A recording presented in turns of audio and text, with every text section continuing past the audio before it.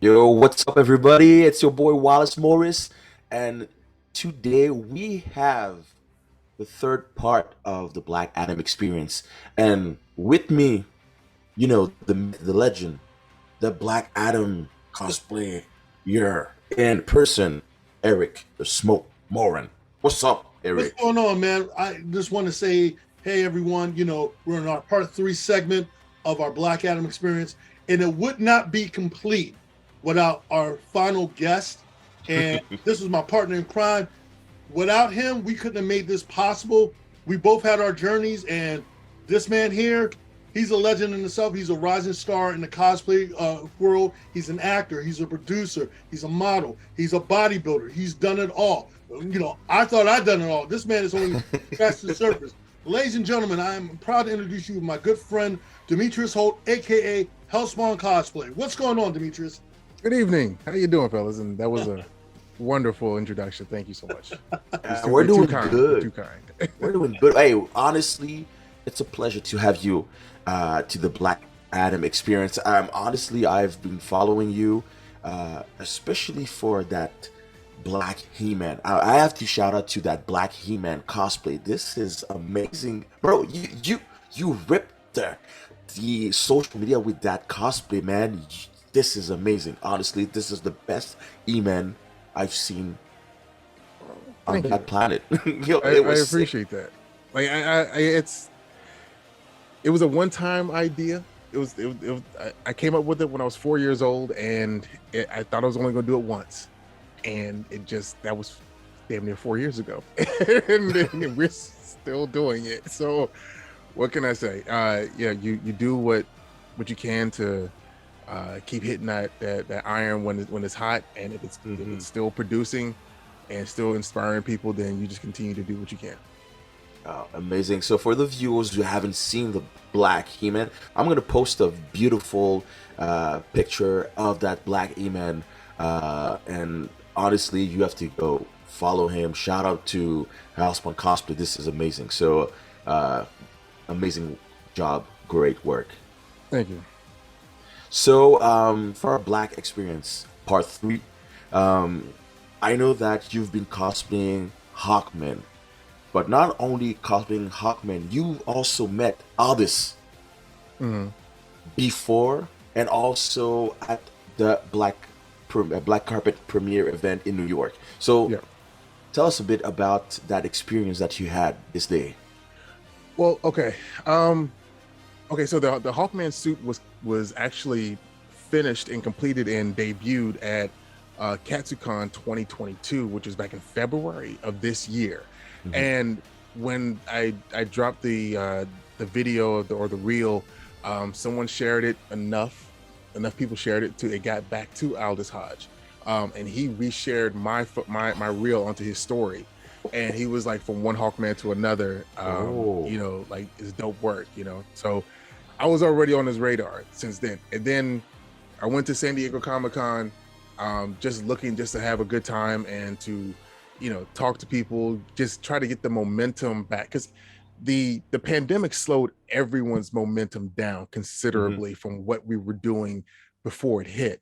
And I went to San Diego back in 2019, and again, I was riding off of the the momentum from Blurred Con and the He-Man shoot there, Hmm. and from, it was just a lot of stuff that was happening all at once. And back then I was meeting with, like, Bat in the Sun, and they were Oh, asking me. you had a Yeah, meeting with Bat in the Sun? yeah, I mean, they Oh, recognized me from the He-Man stuff, and, that's a big stuff. That is and big Aaron. stuff.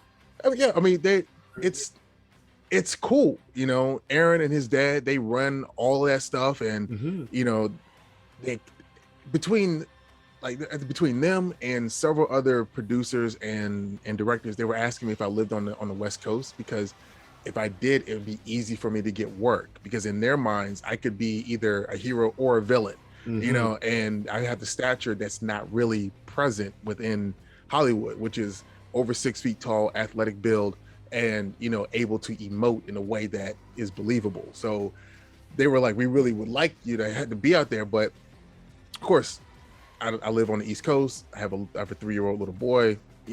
Things are just not over there. So then the pandemic hit, and then everything kind of shut down to a degree. And I just continued to work and became familiar with TikTok. And that was just a way to continue to be creative. And it just kept the juices going, while everyone was kind of just lukewarm, not really doing anything. I was still doing TikToks, I was still getting out there, and people were still getting to see, various forms of He-Man and, various cosplays and just my personality in general.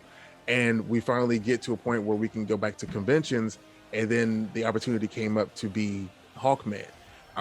So it got made, we did that. And then once I got to San Diego, like I said, I was just having a good time trying to recapture some of that momentum from 2019.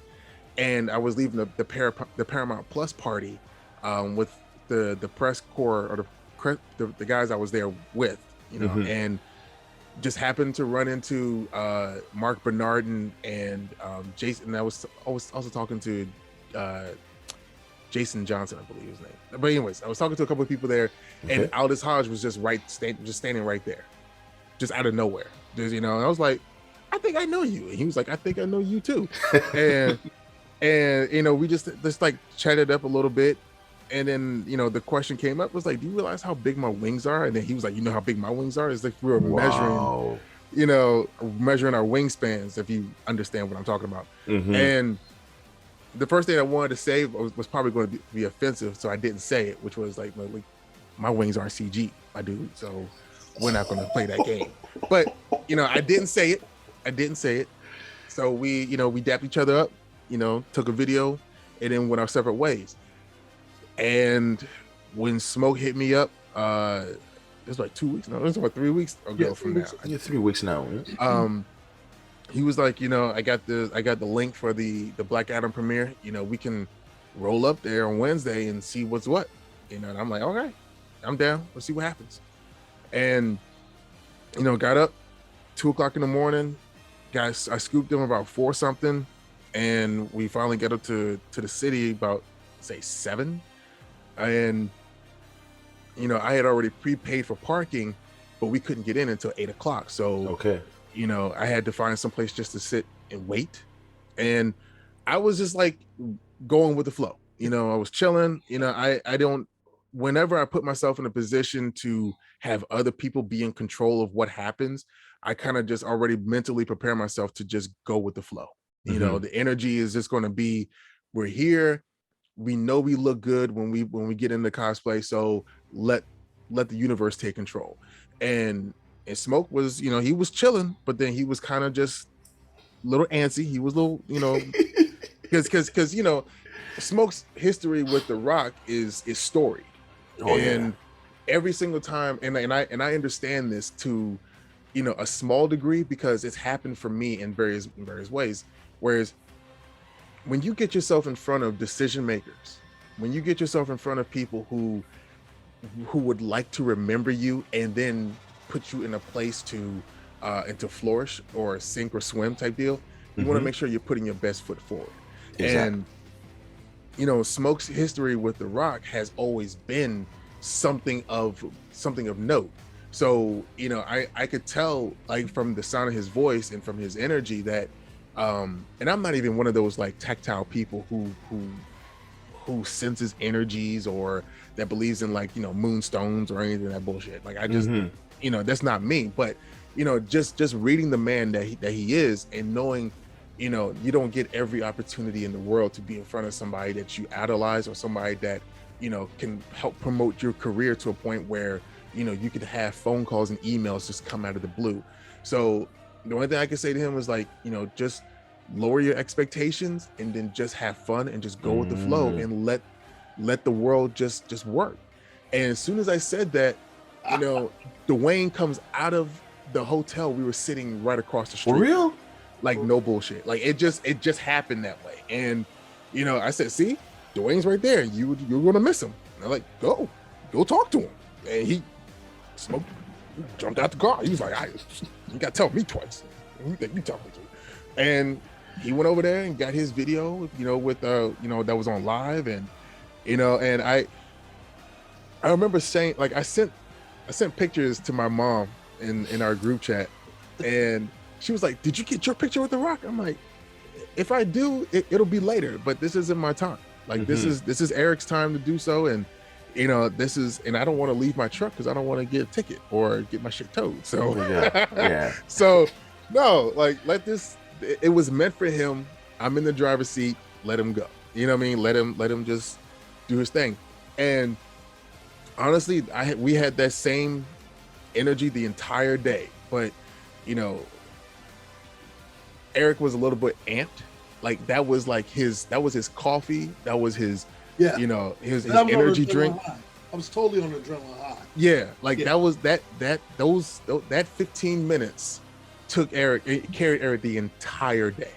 Definitely, I believe you, bro. Yeah. And it was like 7 a.m. when that happened, and we stood in line, for our tickets, for like maybe 4 or 5 hours, and then we got into cosplay, and then from there it just carried forward as far as.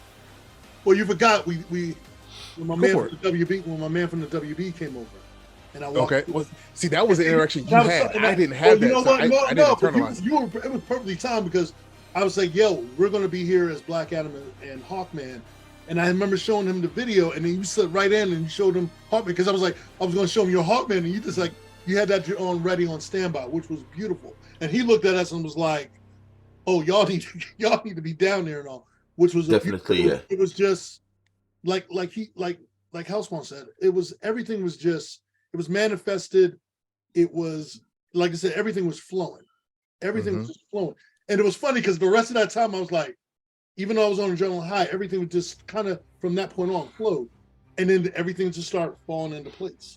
And see, I gotten some more information about WB since then, because I've been talking to some folks.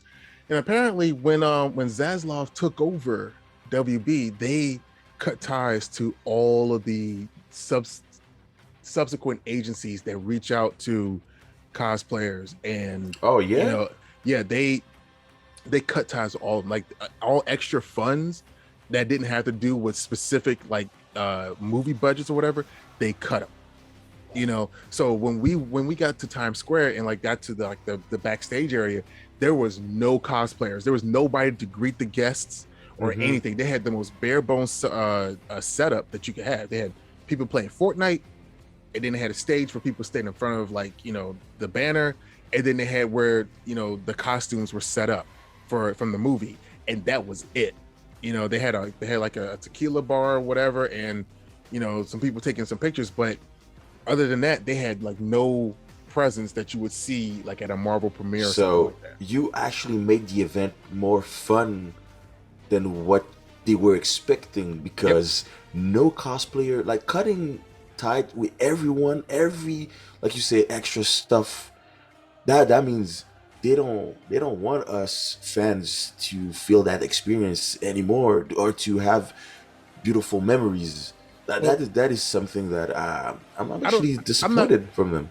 Well, I'm not going to say that they don't want the fans to have that experience. They just didn't think the fans needed to have that specific experience. And if they were, then they were going to do so on their own, because 9 times out of 10, I bet you they believed that there were going to be some sort of DC cosplayers there the same week that New York Comic Con was there. But the fact that nobody showed up except for one Wonder Woman cosplayer, and then the 2 of us, that I bet you they had no clue that was going to be the case. But they took advantage of what we wanted to take advantage of, which was their space, and they wanted to take advantage of us, and we were kind of like, you know what, we're here to work because we know what it can be. We don't know what could come of it, but we're in a position that other people are not in, so it's our time to capitalize on that. So there's also the fact that you are, I would say, experienced and also mastered cosplayers, that you don't go to events, or I would say showcase, Comic-Con, with costume that are not to a high level. Well, what's the difference? Yes, we have a specific aesthetic that does look very professional. Yet at the same time, what I've also heard lately is that they stopped investing in cosplayers because there are a lot of cosplayers that do not know how to interview. There are a lot of cosplayers that are Mhm. introverts, and that their anxiety prevents them from emoting, or it prevents them from communicating anything of substance that Mhm. would make them worthwhile in order, in front of a camera. Mm, So okay. if we have a lot of people who have the personality of cardboard, boxes, then it's going to be hard to justify any kind of funds or dollars or whatever going towards those folks. With me having the personality that I have, it wouldn't have mattered if I was wearing, plastic wings or anything like that. They still would have seen me. They still Mhm. would have heard me because of who I am. Same thing with Eric. That's I think that's what sets us apart from a lot of people. And I'm not trying to throw shade on folks, whatever, because anxiety is Well, real, I trauma feel is you. It is real. true. It is true. Well, I do, I you know, agree. I agree. You know, and also, Demetrius knows, like, I deal with that. I have anxiety. The medication that medication worked that day though. but see, But I didn't know that. yeah, yeah, I don't know that. But see, I've yeah, always known you to be a showman. yeah. You know what I mean? Because well, that was it. It's because we were in a controlled environment. So and I've talked about this openly. The thing is that when I have to bring my A game, when I'm dealing with when we're dealing with something like this of the magnitude, like Demetrius said, opportunities present themselves. This is how doors open for you. Mhm. It's that being at the right time, right place, knowing the right people, saying the right things, and carrying yourself, and our presence, not only in appearance, but in our attitudes and our personalities, we were given and emoting all that to the masses. So, of course, when people saw us, they were like, the people from the WB, they were like, anything y'all need, anything you want, and we were Mhm. just like we were just like I said, we were just like, hey, whatever. It just kind of opened up more opportunities. Whether they go through 100%, whether they go through partly, we've been still getting.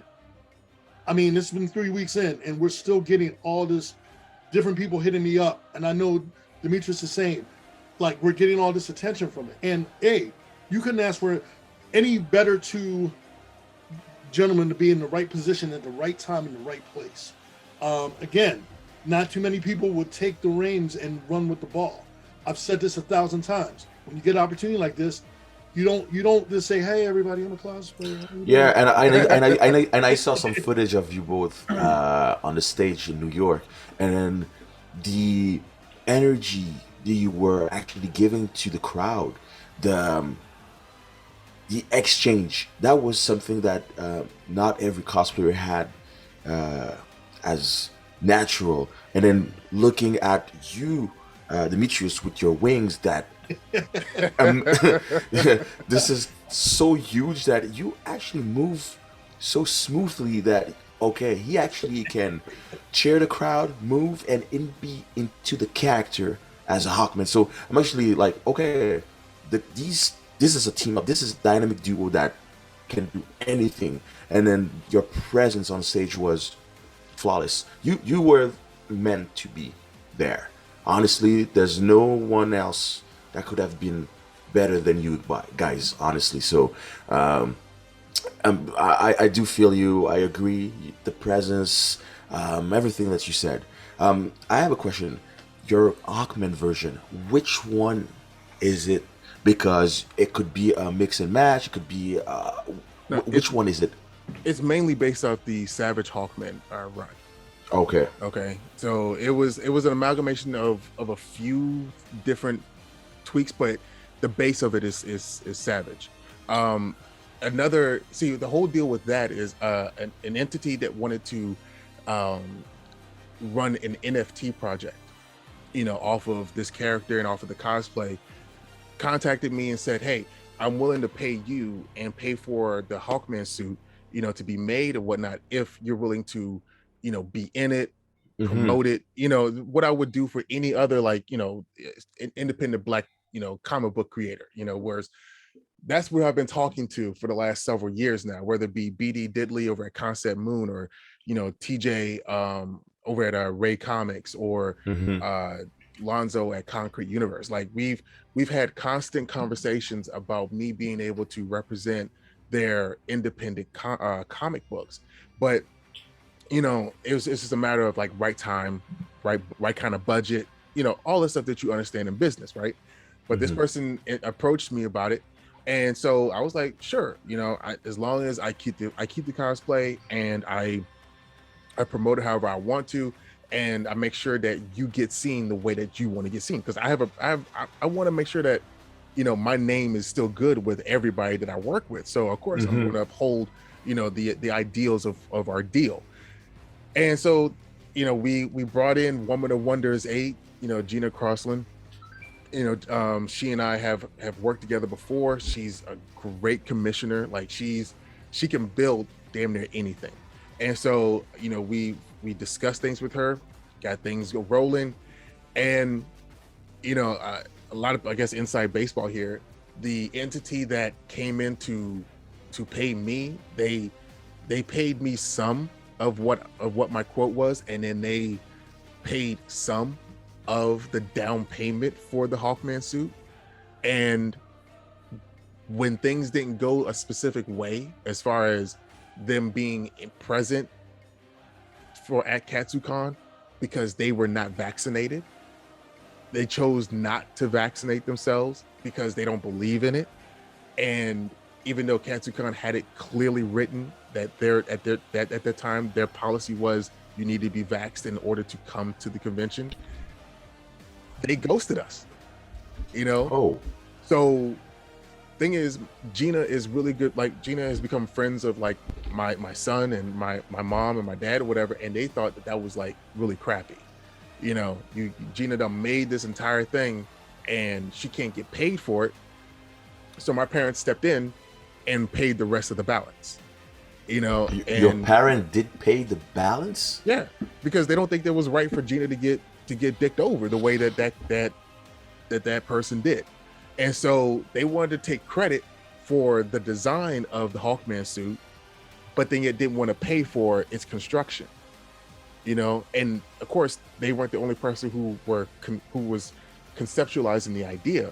So it was the three of us, one way or another, because I had to put the thing on, so I had to make some adjustments to how it fit my body and how it would work as a cosplayer, as someone who's moving in it. So my input was just as essential. So now they've excused themselves from the equation, and so now it's the only people I can really credit, are my parents and Woman of Wonders 8 and myself for the construction of this suit. And this is what we're talking about as far as taking opportunities and flourishing in them, because they wanted to get noticed by Aldous Hodge at some point for some reason, for some dumb reason, I don't know. But it's been me that's been the spearhead that's been dealing with him and his people that I still talk to in Instagram, and I have phone numbers and I have emails, and we've got traffic between us all. And I'm actually making headway on several other projects that I'm working on that would benefit the Black cosplay community writ large, and Okay, yeah. between that and then also proving to these comic book companies that I can get in front of large audiences and make a suit look good. You know what I mean? So, Hmm. you know what I mean? Like if I'm representing, Acolyte, if I'm representing some of these other characters out here on the stages that it doesn't seem like anybody else will be on, then don't you think that I would be your man in order to make that work? So Yeah, okay. it's not, I'm not being, there's no shade being thrown, there's no underhandedness being done, and nobody's stepping on anybody's necks. It's someone offered me an opportunity to be somewhere, and I just took it and went with what was happening in the best way, in the best ethical way possible. So nobody could say that I've done them wrong. Nobody could say anybody that Smoke was not credited for anything or anything like that. He brought me up there. You know what I mean? So I'm not, I'm Yeah, not gonna, like you said, it's an opportunity that you took, right. and then it's all legal. We could say it's all Right. legal. Because so many people will find ways to twist and turn opportunities that people took because they don't know. They're just guessing. So they're taking folks are trying to manipulate narratives and to fit theirs when the case is we were just there and we were lucky, but we were also skilled and fortunate and prepared to be in that state of luck.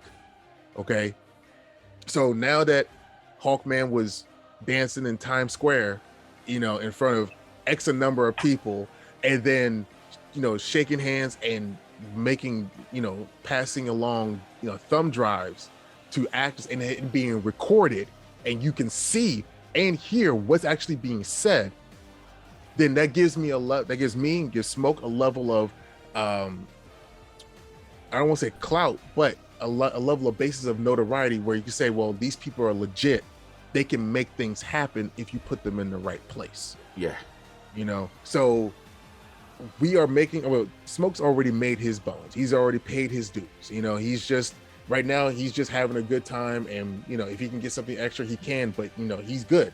Me, on the other hand, I still have, you know, endeavors and still have plans to change the landscape of, you know, the Black cosplay community.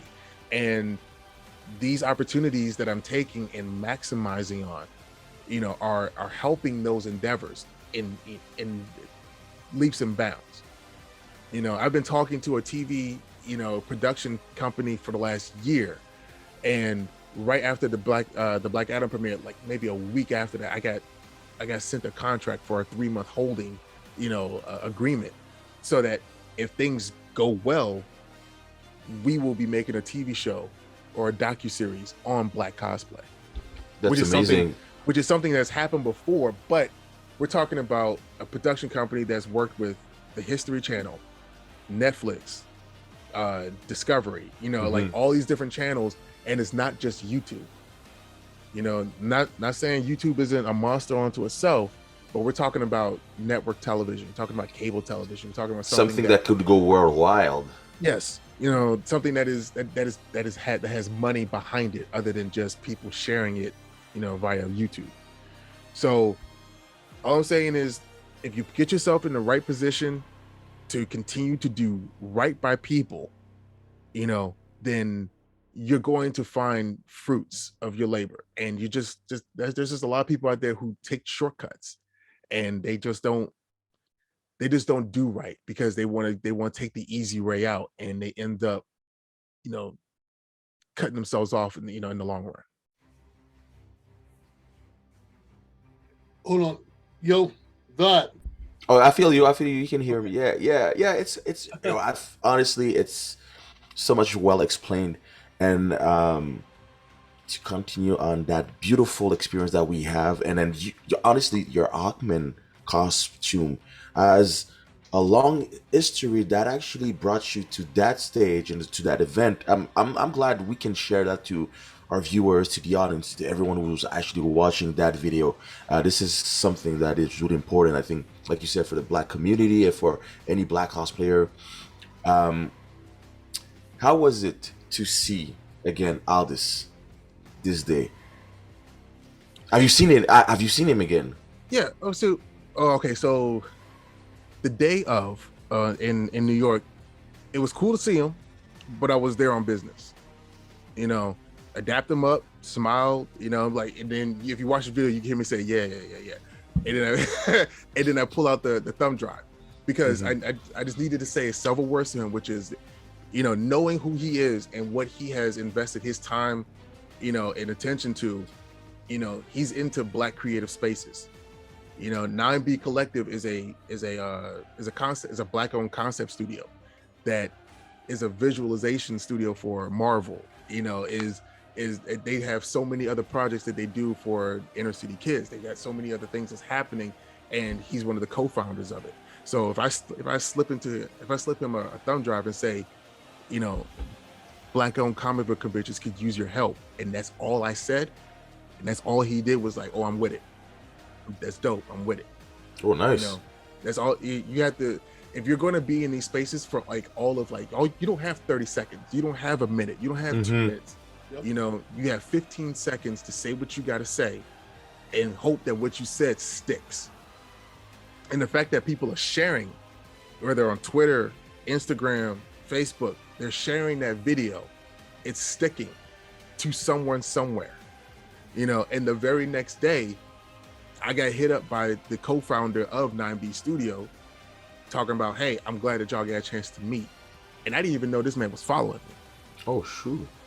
So then when I talked to him, I was like, yo, oh, what's up? You know, and you know, we just going back and forth, and I've talked to him several times since, and I've made sure to say, I am just, you know, I'm thankful that that you know, you feel comfortable talking to me, but one of these days we're going to have a conversation about how I can help your organization the best way that I know how to, and let's see what we can do, you know, and move forward from there. Again, you put yourself out there and you don't press, but let them know that you're not here to fuck around. Yo, Eric, so you got that experience with Housebond together. How did you saw Housebond, that chemistry that you had? How can you explain it on this day? Because I know you've worked on He-Man with him, He-Man cosplay with him. So with that Black Adam premiere, how was it different from others' experiences or work? So how was it with him? For me, and you know, I've said this before, I like working with people that I don't have to hold them by their hand. I don't have to tell them, look, you know, he and I already had our set goals.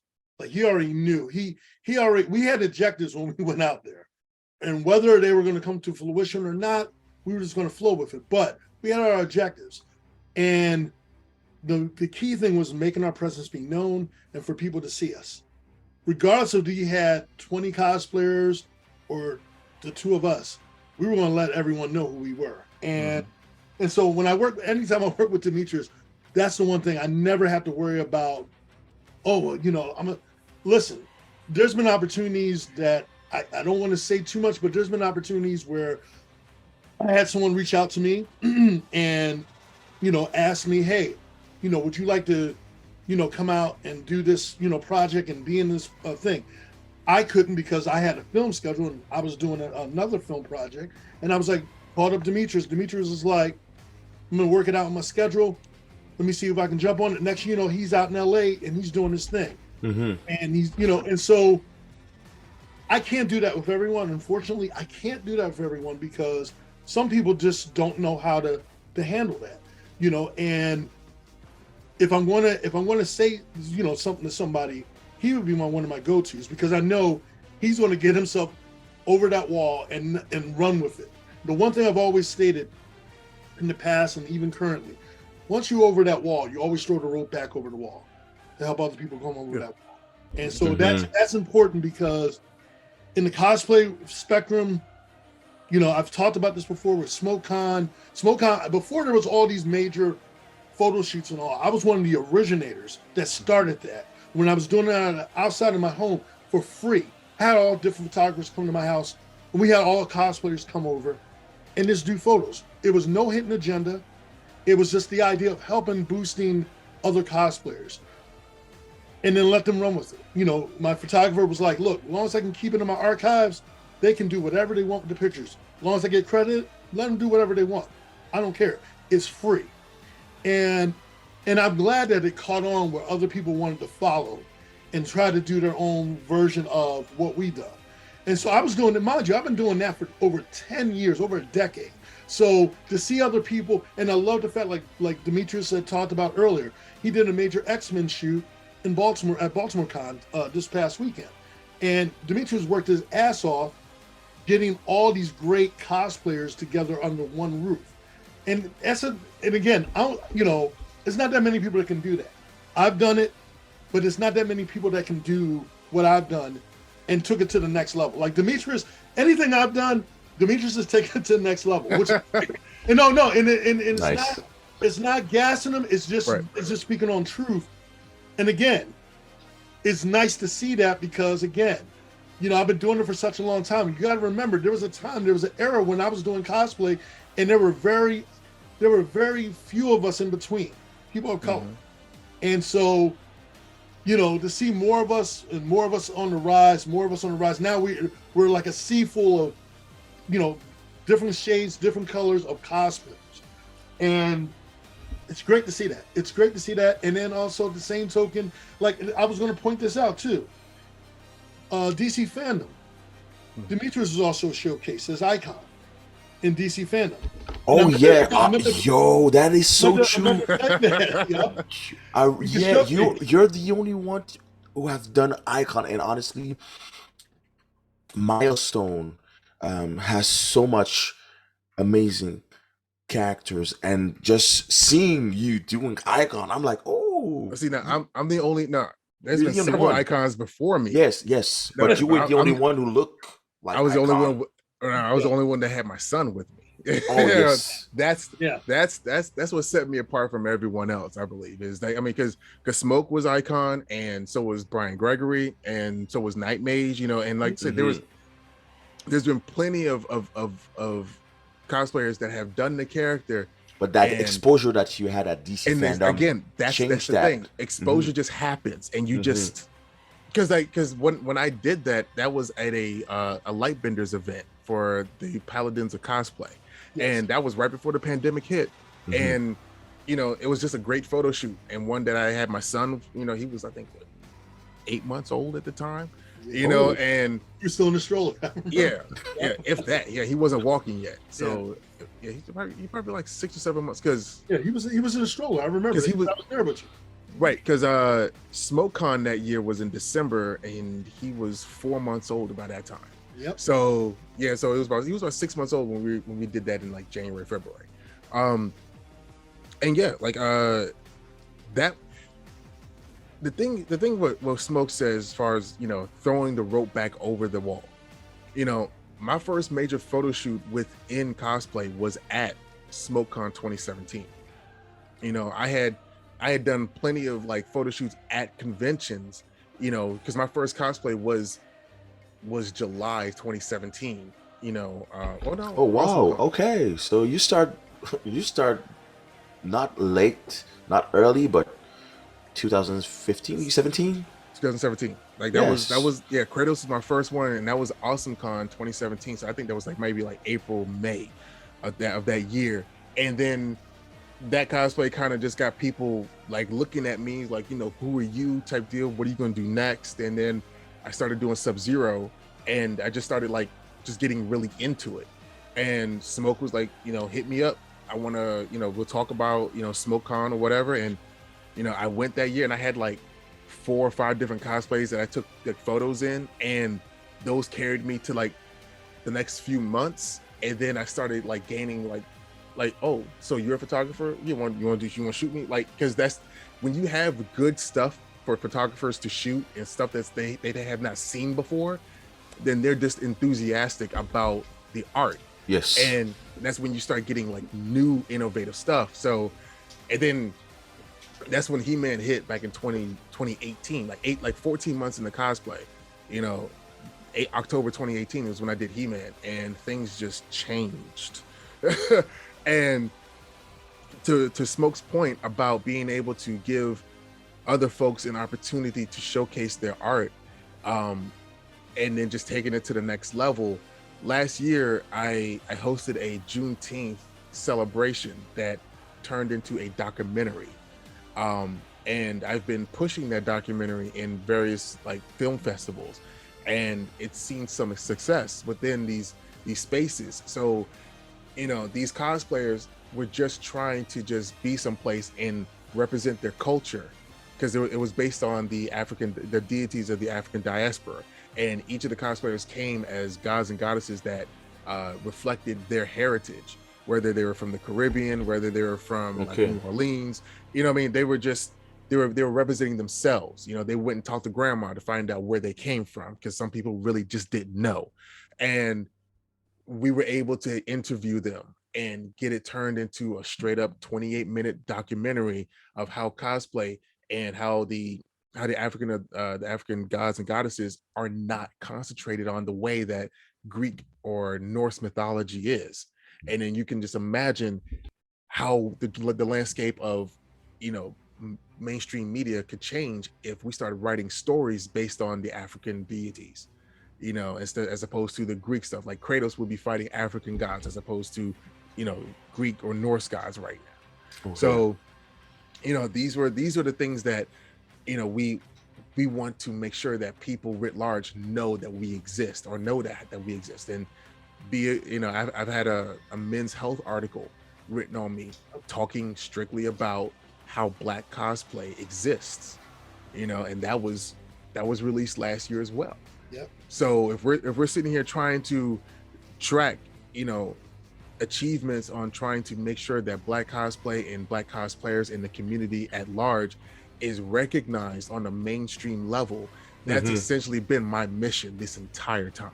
And I've been working at it, and I just happen to be working steadily to the next step, which would be either this docuseries, you know, with this TV folks, or working with people who work with actors and actresses, you know, in this at the CW or whatever, you know. And that's just how things go. You know, if you stay focused on your mission, and whatever bullshit might come your way, you will achieve it. Yeah, if you don't react in a certain way, you just, you know, you do what you got to do for the mission and the bigger picture, then there's nothing that can knock you off. Yeah. Wow. Yo, I can't wait to see what's next to all what you said about the Black community, Black cosplayer, and also your project, because I think this is just the tip of the iceberg. We just started, and then having you as, I won't say yet, but I feel that you could be an ambassador to that whole thing. Smoke also is. I think you're both have what it takes to bring the Black community and the Black cosplay to another level. So having you to that event and having you into other project, that implies that we are proving that Black cosplay is important, and then we are good. This is amazing. I see that you have your Hawkman helmet next to you. I need to. Okay, so this is amazing. Okay, so oh, okay. This is, it's, yeah. That helmet is sick. So it's Villainous Props. Villainous Props makes this, but we did burn it a little bit. We did scratch it up. You know, we made it war torn, and you know, the light lenses, the eye lenses for the lights or whatever, Amazon. So, you know, I mean, it's cosplay is however you can make it, however you get it done. Yes, that's all that matters. You know, some folks out there are elitist, saying, "Well, I gotta make everything." I'm like, who told you that had to be the case? You know, who told you that is the only way to cosplay? You know, you cosplay your way, but just make sure it's your way. You know, and so many folks get. I mean, unless it's for like a competition, you know, with clear written rules, and categories for those competitions, then I don't want to hear it. Cosplay however you want to. Oh, you know. Yeah. Eric, so do you have any questions to Alspawn about next project or whatever could come with what we experienced with the Black Adam premiere? Housespun's he's covered a lot of ground. Yeah. The thing is, you got to realize is that because he and I are like on the same page, I pretty much know, like basically, as far as going to the experience from your point of view, Demetrius. Overall, like, what did you think? Because I mean, it was funny from my perspective. I talked about this in our part 2 episode, but this part 3, from your perspective, Demetrius, what was your overall thought? Because you talked about this on your other forums. What was your thought process because of the fact that, and I want to hear it from you. I'd rather you talk about it from your point of view, like as far as being on the black carpet and all that, because we've done this kind of things before and all. For you, what was your perspective of the whole event? Well, okay, so as a cosplayer, I was giddy because again, it's I'm in full regalia and being seen in the cosplay, and being able to take my helmet off so people can see my face, you know what I mean, and being able to be recognized and acknowledged that this is where the logical conclusion for this cosplay could be. Because of course it's a cosplay, it's not Okay. it's not movie, it's not battle tested for movies or anything like that. That's not what it's for. But to be in a place where it's inspired by a film, and to be where if the film is being debuted, that is something I think any cosplayer would want to be at. That's the space, right? As somebody who is on missions to complete, or who's on missions to make sure that something gets done, I was prepared. I was holding on to those 3 flash drives for But you know what? hours. But I am going to say this: you did have a fanboy moment. Yeah, You did have a fanboy moment. yeah. So Okay, let's so talk about your fanboy moment. okay, so I was taking pictures with a fan, and I happened to look up over to the right to see where Smoke was at, and he was talking to Ed Boon. And Ed Mortal Boon, Kombat. right? And everything kind of just hit me all at once, because my brother, like I'm the youngest of 3. My brother and my sister are 13 and 11 years older than me, respectively, and we don't have that much in common. If you can believe that, at least especially when we were growing up. So Mortal Kombat and Tekken were the only ways that my brother and I could relate to one another. And just a week prior, I was at the GXL video game tournament, and I was a guest cosplayer there. And my son, who is 3 years old, he and I got a chance to sit in front of a television on the Sega Genesis, ABBACABB, and put in that blood code. And I was playing Mortal Kombat 2 with my son, and it I have like I mean, it's taking up so much memory on my phone right now, but it's like a 6-minute long video of me just me playing with him, and him just talking to me about it. He's not even playing, he's not even manipulating the controller, but it doesn't matter. It's the fact that we were sitting there, and it happened because that man was standing, that man standing over there was the reason for that. So I did have like that moment where a lot of emotions and a lot of the professionalism and all this stuff just went out the fucking window. And I squealed.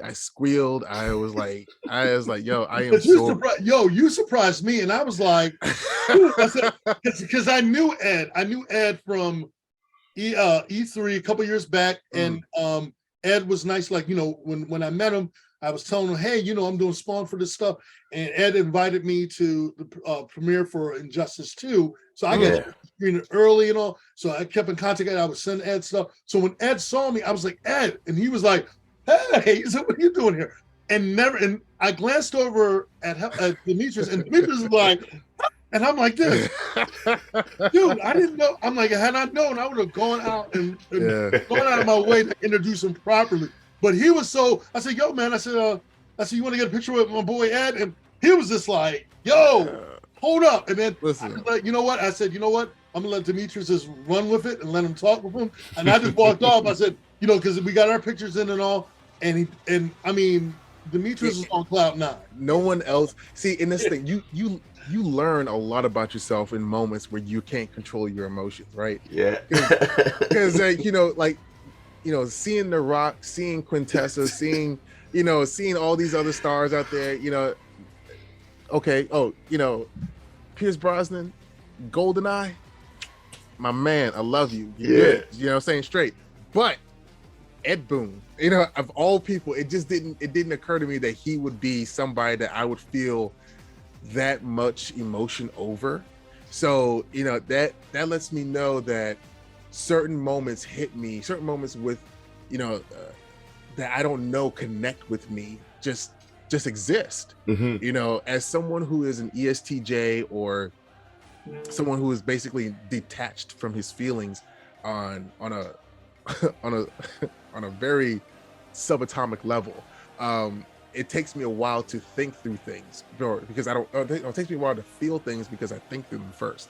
So when when something immediately hits me emotionally, then that means that there's something I need to pay attention to. And it turns out anything that's connected to my son, and then also like core like memories with my brother, my sister, or just family in general, those hit me in ways that I'm not sure Control. You don't how to control. right. So, I learned something about myself that day, and I appreciate the experience. I know now where I am with certain things.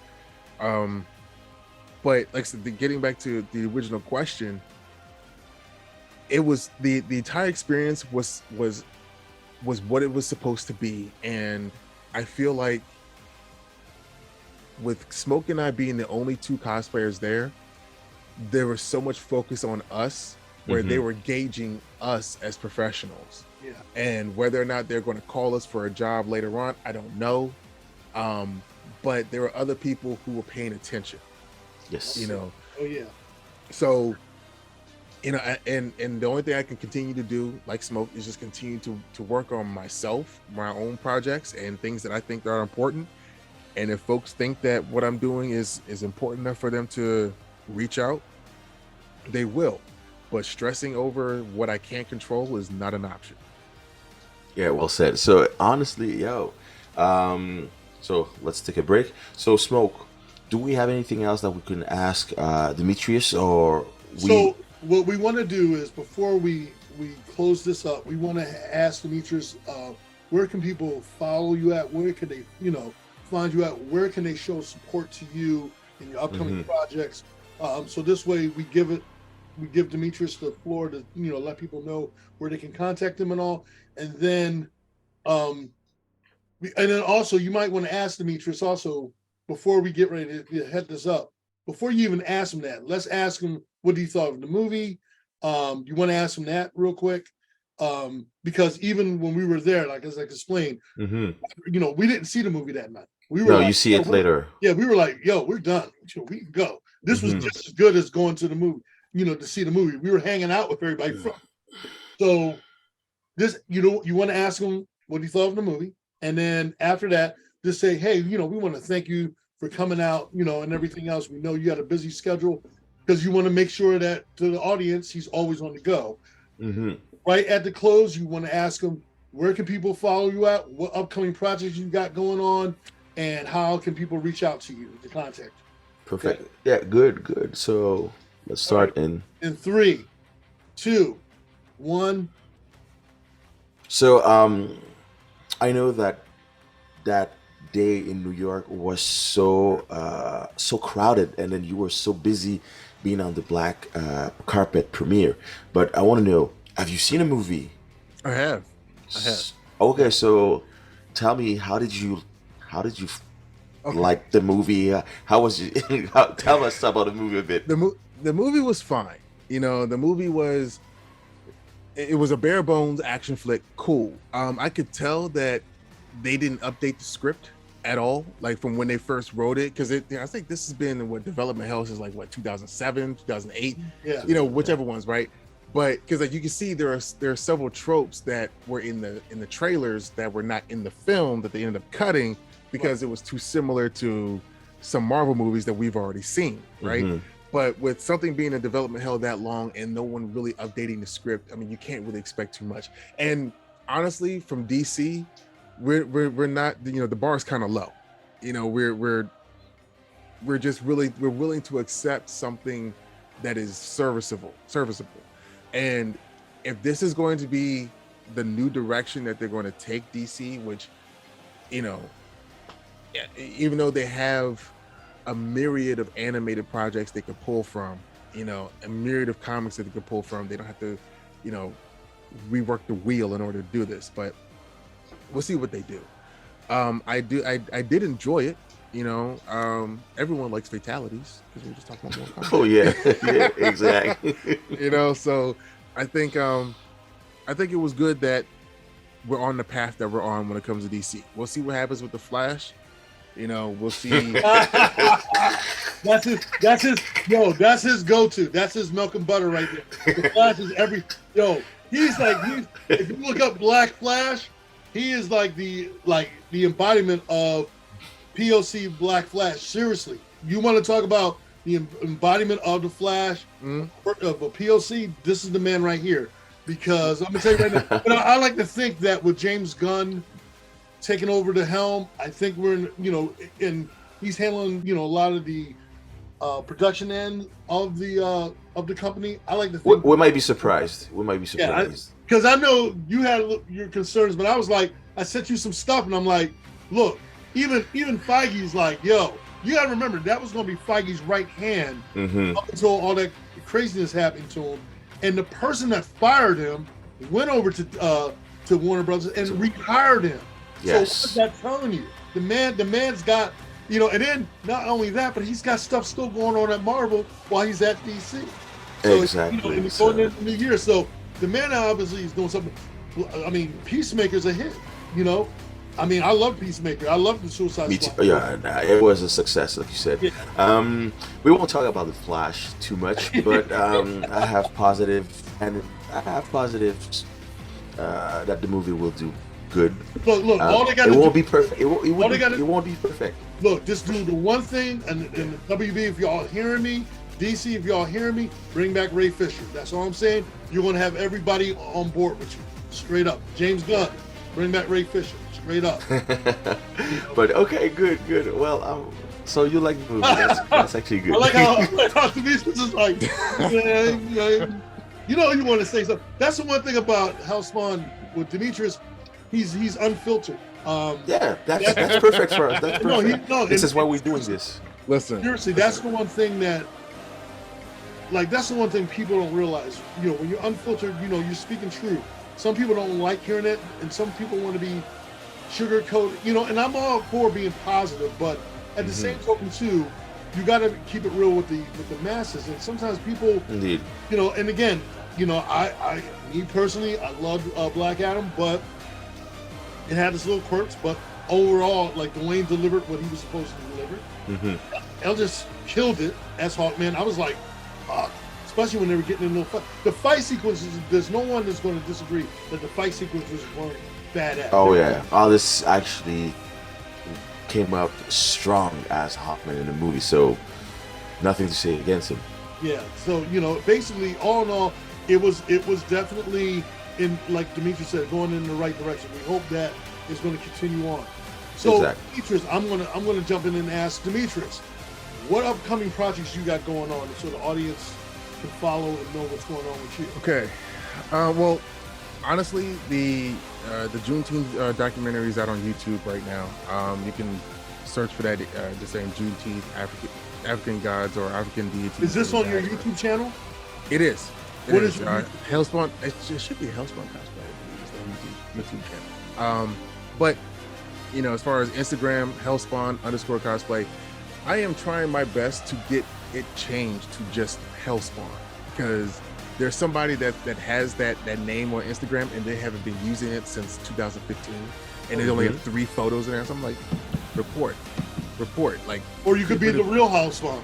Right, like get them out the way, right? Or the official Hellspawn. Right. So there's that. This X-Men short that I've been doing. We filmed it yesterday. We have a composer that's going to put his hands on it, his touch on it. He's actually the composer of the theme song for my He-Man PSAs. So we're trying to keep it in the family as much as possible, so that everyone can get as much notoriety as possible when start going. Just see how you throw the rope back over the wall. Yep. Right. Exactly. But yeah, my Facebook page is just Hellspawn. Hellspawn Cosplay got hacked, and right now I'm waiting for Facebook to do what it's supposed to do, even though they don't have a problem like banning you for saying X amount of words, but yet they won't get you back with yours. So that's funny there. And TikTok is at Hellspawn. I think I've been following you on TikTok, seeing all your your video. It's with your son. Right. But see, things TikTok is a lot more fun because you can just showcase your personality more, and be able to interact with people in a way that you haven't really been able to on Instagram or really on Facebook. Instagram is my bread and butter. It's the word. Well, actually, no, I can't even say that anymore. I've got 15,000 followers on Instagram, but TikTok is around like 64,000 followers. So I guess my main platform now is TikTok, which I'm not sure if I really like that too much because I put more stock into Instagram. But upcoming projects, I don't know how long the turnaround time is going to be on this X-Men thing, but I would like for it to be.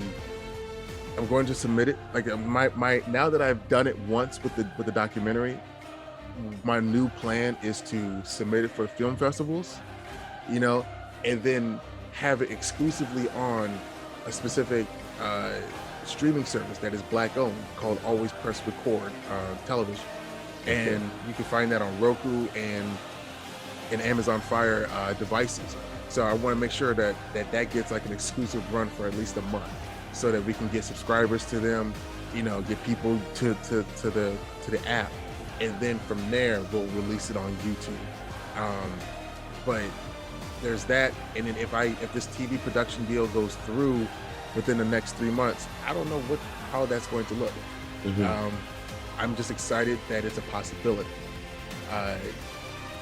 What else I'm working on? I'm working on trying to create a Black party at San Diego Comic-Con that will promote and elevate at least 5 Black-owned conventions, which are BlurredCon, J1Con, Black Label Comic-Con, DreamCon, and Afro Comic-Con. I want to get high-dollar investors in a place where they can be seen, or they can see what the pinnacle of what comic book conventions can be, and then they start looking towards these Black-owned conventions and see how they can invest in them to elevate them to the same level, if not at least somewhat near the same level as San Diego Comic-Con. So those are the things that I'm working on. I'm hopefully they all pan out, but I'm not going to say that I'm going to force it to happen. I'm just going to say that my personality is going to be at 100 in order to make it a thing. So yeah, and I think that'll benefit the Black cosplay community at large, as opposed to just one singular entity. It'll benefit everybody. Amazing. Honestly, to close that Black Adam experience part 3, I would ask more than Mr. Housebond with us. Honestly, that was a pleasure to have you with us. All the infos, all the knowledge that you actually brought to our viewers, the audience, is priceless. This is a gold mine. I think the Black community will actually use that information to better use. And then I can't wait to see all your project. This is something I'm really, really hyped for.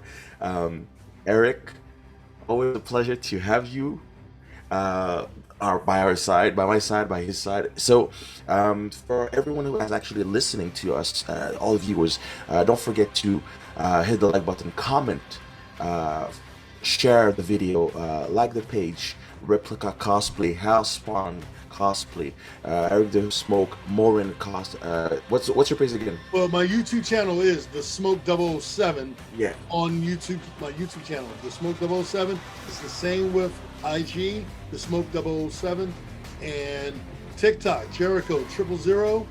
That's Jericho 000. Twitter, The Smoke 000. So I'm all over the place. Oh, you know what? What you do better than that? Type up Eric the Smoke Moran on Google search. You'll find everything that you need. That's how you know you made it big. When you can type up your name on Google and everything shows up. What more could you want? What more could you say? Amazing. Same. Amazing.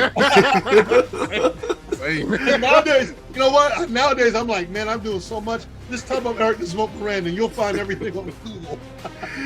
Amazing. Yo, guys, honestly, thank you very much. It was, I'm so happy. Honestly, Black Adam experience is a bomb. We all share our experience, and hopefully maybe we can do that for another experience soon. Yeah, most definitely. Yeah. Thank you, everyone, and enjoy. We'll be seeing you soon. Thanks for having me. Peace. Pleasure.